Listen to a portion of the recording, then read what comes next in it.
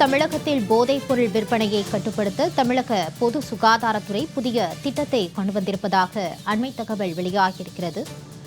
தமிழகத்தில் போதைப் பொருள் விற்பனையை தடுக்க புதிய திட்டம் கொண்டுவரப்பட்டிருக்கிறது.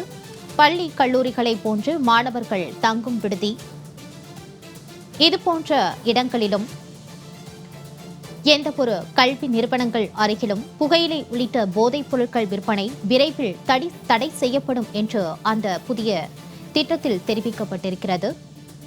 பள்ளி கல்லூரிகளை போன்று மாணவர்கள் தங்கும் விடுதி, போட்டித் தேர்வு பயிற்சி மையங்கள் அருகிலும் போதைப் பொருள் விற்பனையை தடை செய்ய உத்தரவு பிறப்பிக்கப்பட்டிருக்கிறது.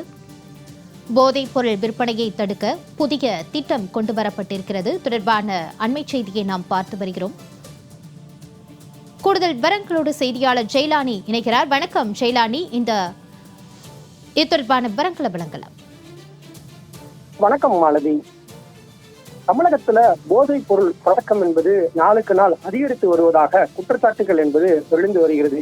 இந்த நிலையில போதைப் பொருள் பழக்கத்தை கட்டுப்படுத்துறதுக்கு தமிழக சுகாதாரத்துறை புதிய திட்டத்தை முன்னெடுத்திருப்பதாக நமக்கு தகவல்கள் கிடைக்கப்பட்டிருக்கிறது. குறிப்பாக நாளைய தினம் இந்தியா முழுவதிலும், குறிப்பாக உலகம் முழுவதிலுமே டொபாக்கோ நோ டொபாக்கோ என்று சொல்லக்கூடிய புகையிலை ஒழிப்பு தினம் என்பது அனுசரிக்கப்படுகிறது. அதற்கான விழிப்புணர்வு கலந்துரையாடல் நிகழ்ச்சி என்பது இன்றைய தினம் அடையாறில் நடைபெற்றது. அதில் பொது சுகாதாரத்துறையைச் சேர்ந்த பல்வேறு அதிகாரிகள் கலந்து கொண்டார்கள். அதில் பல முக்கிய கருத்துக்களை அவர்கள் பகிர்ந்து கொண்டார்கள். அதிலும் குறிப்பாக மாணவர்கள் மத்தியில அந்த போதைப் பொருள் பழக்கம் என்பது அதிகரித்திருக்கிறது என்பதாக சுட்டிக்காட்டினார்கள்.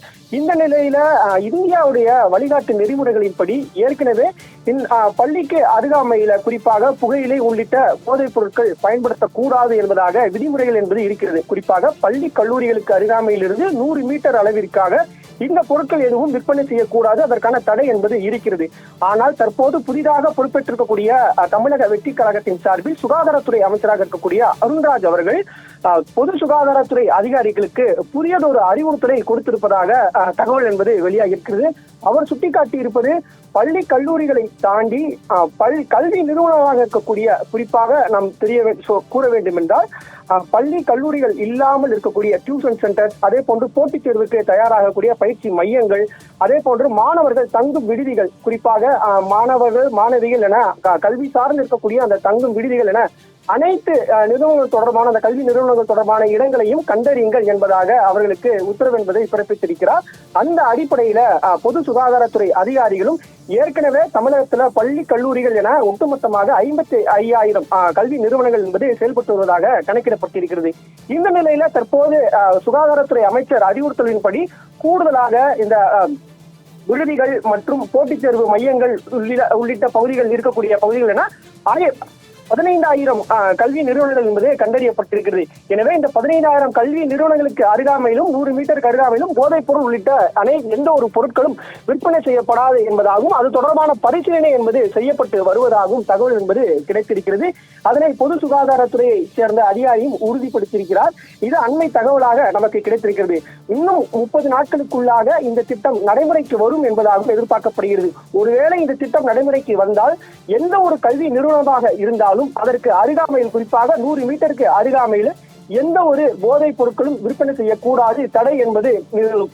ஒருவேளை இந்த திட்டம் நடைமுறைக்கு வந்தால் இந்தியாவிலேயே முதல் முறையாக அனைத்து விதமான கல்வி நிறுவனங்களுக்கும் அருகாமையில இந்த போதைப் பொருள் புழக்கத்தை தடை விதிக்கும் முதல் மாநிலமாக தமிழகம் திகழும் என்பதாக எதிர்பார்க்கப்படுகிறது.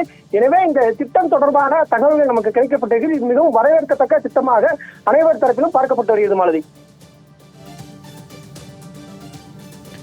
தமிழகத்தில் போதைப் பொருட்களின் விற்பனையை தடுக்க புதிய திட்டம் கொண்டுவரப்பட்டிருக்கிறது. தொடர்பான முழு விவரங்களோடு இணைந்தமைக்கு நன்றி ஜெயலானி.